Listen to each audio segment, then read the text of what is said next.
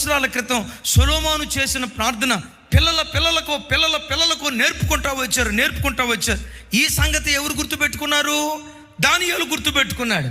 బబులోను దేశంలో ఉండి యెరూషలేము తట్టు కిటికీలు తెరిచి, అయ్యా మా పితరుడు సొలొమోను ప్రార్థన చేశాడే, ఈ మందిరం వైపు చేతులెత్తి మా పాపాలు ఒప్పుకొని మీ సన్నిధిలో పశ్చాత్తాపడితే మరలా మేము కోల్పోయిన పూర్వపు వైభవం నువ్వు ఇస్తావని, మమ్మల్ని క్షమిస్తావని, కోల్పోయిన దానికి ప్రతిగా రెట్టింపిస్తావని మా పితరుడు ప్రార్థన చేశాడే. 70 సంవత్సరాలు ఈ స్థలంలో మేము బానిసలుగా బ్రతకాల్సి వస్తుందయ్యా, మాకు విడుదలివయ్యా అని రోజు యెరూషలేము తోటి కిటికీలు తెరిచి రోజుకు ముమ్మారు ప్రార్థించేవాడు. ఒక మాటలో చెప్పాలంటే దానియేలు ప్రార్థనని ఎంత ప్రేమించాడంటే ప్రాణం కంటే ప్రార్థన ఎక్కువ ప్రేమించాడు. 102 డిగ్రీల జ్వరమైన ఆ రోజు కూడా అరుణోదయ ప్రార్థన మానుకో. అప్పుడే హాస్పిటల్ నుంచి నువ్వు ఇంటికి వచ్చిన ఆ సాయంత్రం కుటుంబ ప్రార్థన మానుకో. నీ ప్రాణం కంటే, నేను మరలా చెప్తున్నా, నీ ప్రాణం కంటే ప్రార్థనను ప్రభువుని ఎక్కువ ప్రేమించు.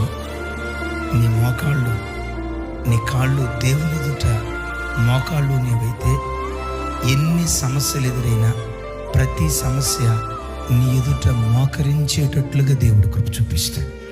అది ఏ గడ్డు పరిస్థితి అయినా. మూర్ఖుడైన భర్త ఒకరోజు దేవుని ఎదుట మోకాళ్ళు ఉంగుతాడు. మాట వినని పిల్లల ఒకరోజు నీ కాళ్ళ మీద సాగిలు పడతారు.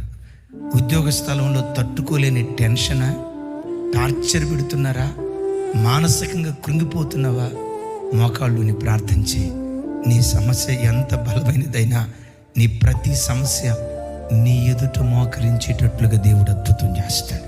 ఎవరికి చెప్పుకోలేని మానసిక కృంగుదల, నీ గుండెల్లో వేదన చెప్పుకుంటే చులకనైపోతావేమోని, నీ గుండెల్లో వేదన చెప్పుకుంటే నీ కుటుంబ గౌరవం బజారు పాలు చేసిన దాని అయిపోతామని లోపట పిల్లలు ఎలా అని చెప్పుకోలేక, భర్త ఎలా అని చెప్పుకోలేక, భార్య ఎలా అని చెప్పుకోలేక పిచ్చోడులాగా మానసికంగా ఆలోచించి కృంగిపోయి చావాలా బ్రతకాలా, చస్తే బాగుండు, అయ్యో యేసయ్య పేరు పెట్టుకుని నేను చచ్చిపోతే క్రైస్తవుడు ఆత్మహత్య చేసుకున్నాడు, ఆ నింద మోయాల్సి వస్తుంది, ఎంత బాధ అయినా భరిస్తా యేసయ్య, ఎంత బాధ అయినా భరిస్తానని గుండెల్లో బాధ పెట్టుకొని తీరని వేదనతో ఒకవేళ ఈరోజు ఆరాధనకు వచ్చారండి, ఒక శుభవార్త. నీ కాళ్ళు దేవుని ఎదుట మోకాళ్ళు ఉనితే ఏ సమస్య అయినా నీ ఎదుట మోకాళ్ళు ఉండేటట్లుగా దేవుడు